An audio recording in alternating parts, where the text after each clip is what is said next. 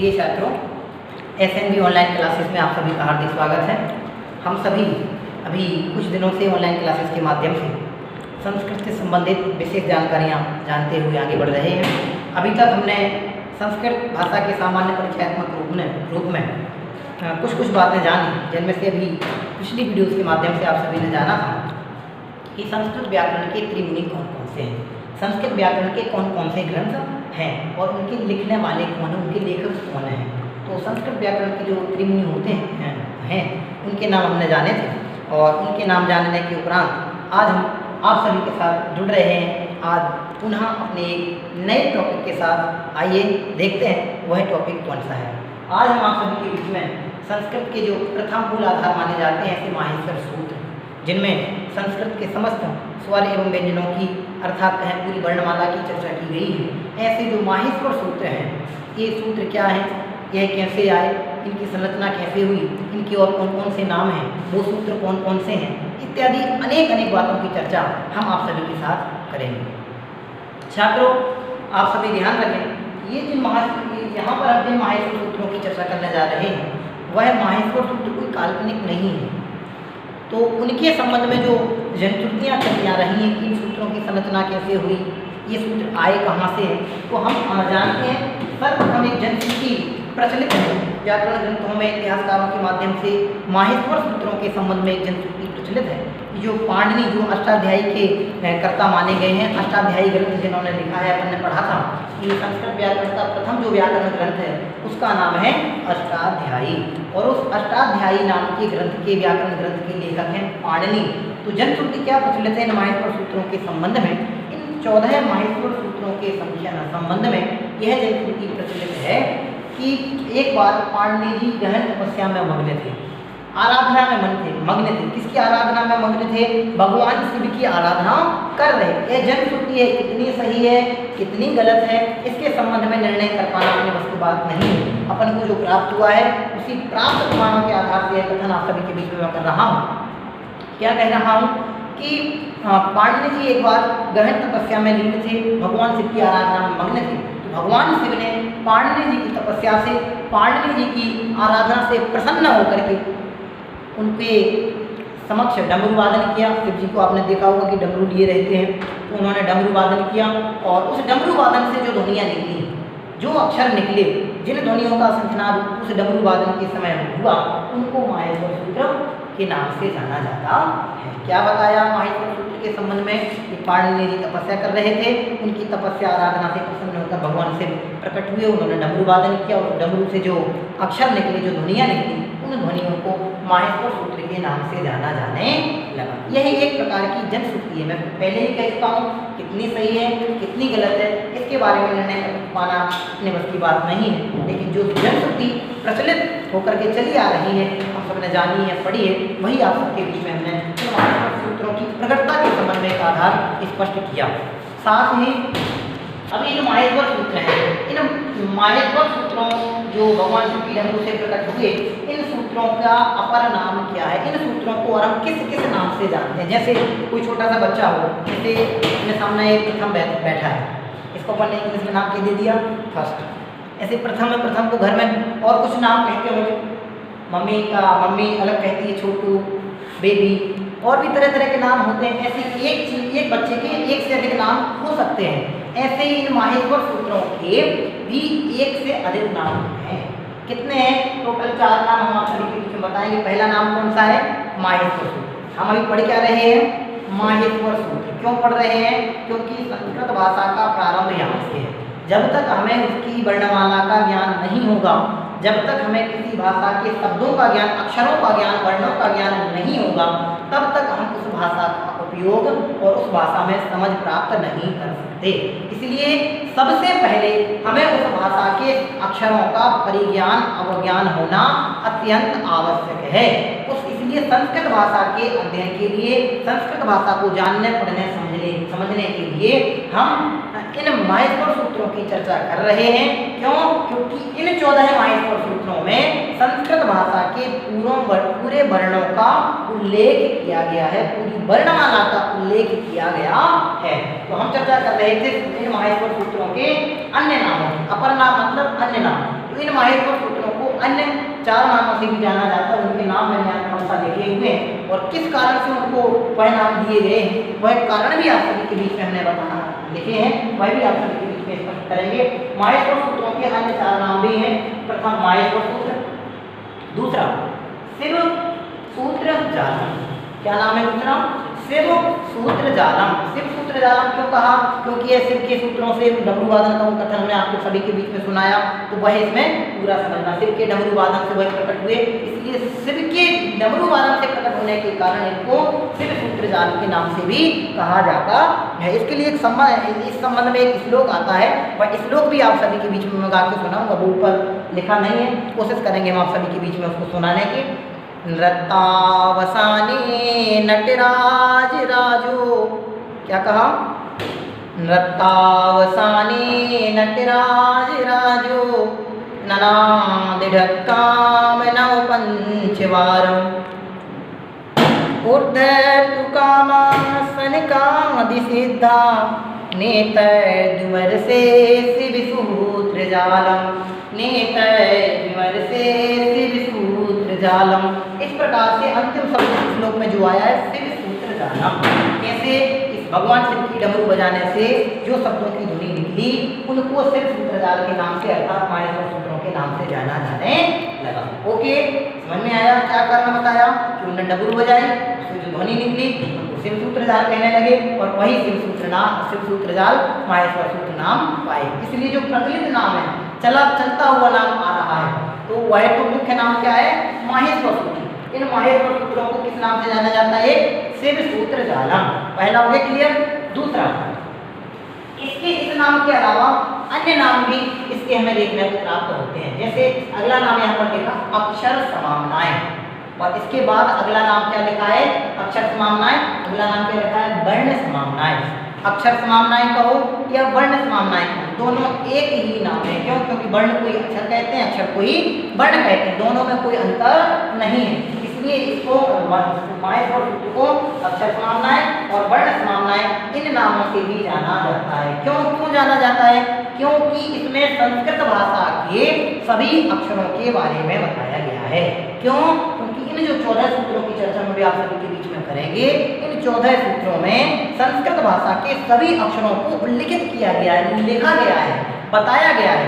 इसलिए इन माहेश्वर सूत्रों को अक्षर समामनाएं और वर्ण समामनाएं नाम से भी जाना जाता है। ओके, नेक्स्ट इसके बाद हम देखते हैं इसका एक नाम और देखने में आता है प्रत्याहार सूत्र। क्या नाम बताया? प्रत्याहार सूत्र। अभी प्रत्याहार क्या होते हैं इनकी चर्चा हम आप सभी के बीच में टॉपिक के साथ करें, क्योंकि इसमें बहुत सारी जानकारी हमें आप सभी के बीच में देनी है। तो अभी तो हम सिर्फ नाम जानेंगे और इनको प्रत्याहार सूत्र क्यों कहा है उसका कारण जानेंगे। पहला नाम क्या जाना? माहेश्वर सूत्र। माहेश्वर सूत्र का दूसरा नाम क्या है? शिव सूत्र जालम। और इसका ही अन्य नाम क्या है? अक्षर समामनाएं, वर्ण समामनाएं। और अंतिम दूसरा अन्य नाम कौन सा जान रहे हैं? इसका एक नाम और है प्रत्याहार। इसको प्रत्याहार सूत्र क्यों कहते हैं? क्योंकि इन्हीं 14 सूत्रों से प्रत्याहारों का निर्माण होता है। अक है, हल है इत्यादि जो अनेक प्रकार के जो प्रत्यय बनते हैं 14 सूत्रों से, करीब 24 प्रकार के अनुमानित इसमें हैं। पूरे गिनाएंगे आप सभी के बीच में कितने प्रत्यय वो बनते हैं, वो भी हम आप सभी के बीच में प्रत्याहार की चर्चा जब करेंगे तब बताएंगे। लेकिन अभी सिर्फ इतना, इन 14 सूत्रों से प्रत्याहारों का निर्माण होता है, इसलिए इनको प्रत्याहार सूत्र भी कहते हैं। इनको प्रत्याहार सूत्र कहते हैं। इन्हीं माहेश्वर सूत्रों का एक नाम प्रत्याहार सूत्र भी है। क्यों है प्रत्याहार सूत्र? क्योंकि इन सूत्रों से ही प्रत्याहारों का निर्माण होता है। इस प्रकार से हमने माहेश्वर सूत्रों के कितने नाम जान लिए? पहला माहेश्वर सूत्र, ओके। इसके बाद शिव सूत्र जालम, इसके बाद अक्षर समामनाएं, इसके बाद वर्ण समामनाएं और इसके बाद अंतिम 5वां कौन सा जाना? प्रत्याहार सूत्र। इस प्रकार से माहेश्वर सूत्रों के 5 नाम हैं और प्रत्येक का कारण हमने आप सभी के बीच में बताया। अब यहाँ पर ध्यान रखने योग्य बात एक और है, क्या है? इन जो 14 सूत्रों की चर्चा है, इन 14 सूत्रों में जो प्रारंभ के 4 सूत्र हैं, अयोण, ऋलिक, एओं और अय्यव, ये जो 4 सूत्र हैं, इन 4 सूत्रों में स्वरों की चर्चा की गई है। भाषा में स्वर और व्यंजन पर पढ़ते हैं, हिंदी में भी पढ़ते हैं, तो इस संस्कृत भाषा के जो स्वर हैं उन स्वरों की चर्चा प्रारंभ के 4 सूत्रों में की गई है। इसलिए इन 14 सूत्रों में से जो प्रारंभ के 1 से लेकर के 4 तक के सूत्र हैं, इन 4 इनको स्वर विधायक सूत्र कहा जाता है। स्वर विधायक का मतलब क्या होता है कि इनमें स्वरों की मुख्यता से कथन किया गया है, इनमें सारे स्वरों का वर्णन किया गया है, सारे स्वर उल्लिखित हैं, इसलिए इन 4 सूत्रों को स्वर विधायक सूत्र कहते हैं। और 5वें से लेकर के 14वें तक इन 10 सूत्रों को व्यंजन विधायक सूत्र कहते हैं। बराबर। इन 14 प्रकार के सूत्रों को 2 भागों में बांटा। पहला कौन सा? स्वर विधायक सूत्र। दूसरा कौन सा? व्यंजन विधायक सूत्र। स्वर विधायक किसे कहते हैं? जिनमें स्वरों के बारे में बताया गया है, जिनमें संस्कृत भाषा के स्वरों की चर्चा की गई है, उनको स्वर विधायक सूत्र कहते हैं। और जिनमें व्यंजनों की चर्चा की गई है, जिनमें संस्कृत भाषा के व्यंजनों का उल्लेख किया गया है, उनको व्यंजन विधायक सूत्र कहते हैं। 1 से लेकर के 4 तक स्वर विधायक सूत्र है। क्यों? कारण बता चुका हूं मैं। इसके बाद और 5 से लेकर 14वें तक के 5 से लेकर के 14वें तक के जो 10 सूत्र हैं, इन 10 सूत्रों में व्यंजनों की चर्चा की गई है। इस प्रकार से प्रारंभ के जो 4 सूत्र हैं वो स्वर विधायक सूत्र कहलाते हैं, और 5वें से लेकर के 14वें तक के जो सूत्र हैं वो व्यंजन विधायक सूत्र कहलाते। ओके, इतना क्लियर हुआ। अब आगे देखते हैं। इन्हीं 14 सूत्रों में हा वर्ण है, हा वर्ण है। हा नाम का जो अक्षर है उसकी आवृत्ति 2 बार हुई है। मतलब क्या हुआ कि हा वर्ण 14 सूत्रों में 2 बार प्रयोग में लिया गया है। कहाँ पर? आप देख सकते हैं।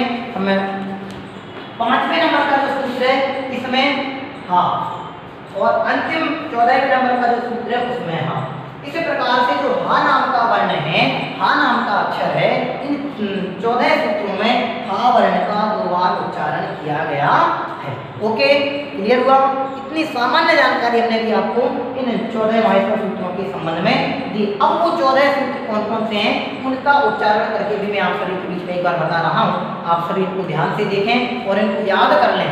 ये आपको हमेशा के लिए कार्य आएंगे जब तक आप अध्ययन से जुड़े रहेंगे, आप शिक्षण से जुड़े रहेंगे और संस्कृत भाषा का अध्ययन करेंगे, तब तक आपके लिए यह निश्चित उपयोगी और सार्थक सिद्ध होंगे।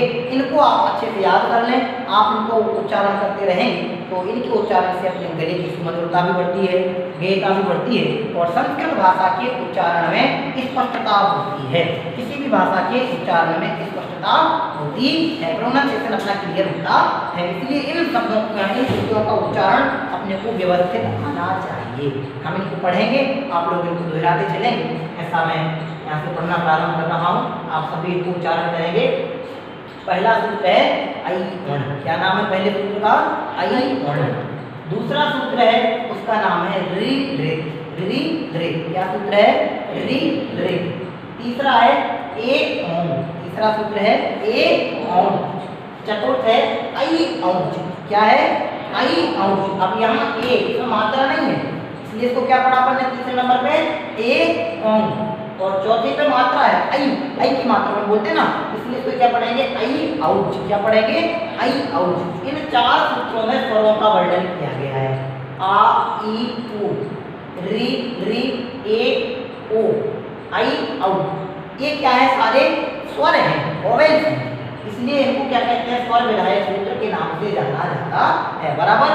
क्या क्या पढ़ लिए? ऐ रि ए और ऐ औंच। ओके, इसके बाद 5वें नंबर का जो सूत्र है उसका नाम है है वर्ण। क्या नाम है? है वर्ण। अब यहाँ से लेके अंतिम सूत्र तक जो चलेगी वो सारे व्यंजन हैं। कौन कौन से सूत्र हैं? है वर्ण, लण। 5वां कौन सा है? है वर्ण। क्या नाम है? है वर्ण। 6वां कौन सा है? लण। 6वां कौन सा है? लण। 7वां यम गण नम। 7वां कौन सा है? यम गण नम।